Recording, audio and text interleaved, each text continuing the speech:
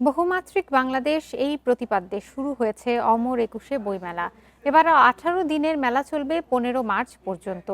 শুক্রবার ছুটির দিনে বইমেলা শুরু হয় সকাল 11টায়, চলবে রাত 9টা পর্যন্ত। সকাল থেকেই শুরু হয় শিশুদের জন্য শিশু প্রহর। এ নিয়ে আরও জানাতে সোহরাওয়ার্দী উদ্যান থেকে যুক্ত হচ্ছেন সহকর্মী শাহরিয়ার অনির্বাণ। অনির্বাণ, আজকে ছুটির দিনে শিশু প্রহরে শিশুদের উপস্থিতি কেমন দেখছেন এবং পাঠকরা কি এরই মধ্যে আসতে শুরু করেছেন কিনা? দেখুন, মেলার আজকে দ্বিতীয় দিন। তো সকাল 11টার সময় মেলা আনুষ্ঠানিকভাবে আজকে দ্বিতীয় দিনের মতো খুলেছে। তো শিশু প্রহর সকাল 11টা থেকে শুরু করে বেলা 1টা পর্যন্ত ঘোষণা করা হয়েছে। তো আমরা সকাল থেকে দেখেছি যে অভিভাবকের সাথে কিছু কিছু শিশুরা আসছেন, বিভিন্ন স্টল তারা ঘুরছেন।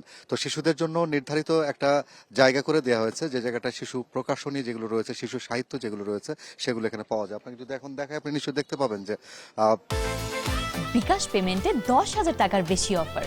শপিং চলছে তো। যদিও রমজান মাস, যার কারণে সাধারণ পাঠক বা দর্শনার্থীদের ভিড় অন্যান্য সময়ের তুলনায় কিছুটা কম। তবে আজকে শুক্রবার, যেহেতু মেলার দ্বিতীয় দিন, ছুটির দিন, সকাল থেকে শুরু করে একেবারে দুপুর পর্যন্ত শিশুদের জন্যই বরাদ্দ থাকে এই সময়টা।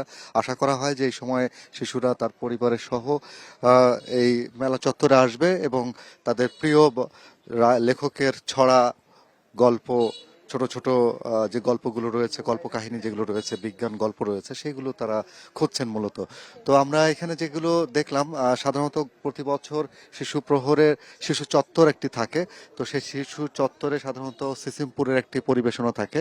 তো এবছরে সেই ধরনের শিশু চত্বর আলাদাভাবে করা সম্ভব হয়নি, কারণ আপনি জানেন নিশ্চয়ই যে এবছরে মেলাটা একটু যেহেতু নির্বাচন ছিল, পাশাপাশি রমজান পড়েছে, যার কারণে মেলা শুরু হওয়া নিয়েও নানান রকমের জটিলতা ছিল। তো যার কারণে সবকিছু মিটমাট করে শেষ সময়ে এসে মেলা যখন শুরু হচ্ছে, ঠিক সেই সময় দেখা যাচ্ছে যে অনেক কিছুই এখনো প্রস্তুত হয়নি। তবে আপনি নিশ্চয়ই, আপনাকে দেখায় যে কাকতাড়ুয়া পাপেট থিয়েটার নামের যে একটি সংগঠন আছে, তাদের পক্ষ থেকে পুতুল নাচের একটি আয়োজন করা হয়েছে, যেটি কিছুক্ষণের মধ্যে এটি পরিবেশন করা হবে শিশুদের জন্য। আমরা সাধারণত দেখতাম যে প্রত্যেক বছর এই মেলার, অর্থাৎ যখন শিশু প্রহর থাকে বা শিশু চত্বরে শিশুদের জন্য বেশ কিছু আয়োজন থাকে। তো এবছর যেহেতু সকাল 11টা থেকে শুরু হয়েছে, বেলা 1টা পর্যন্ত থাকবে শিশুদের জন্য নির্ধারিত।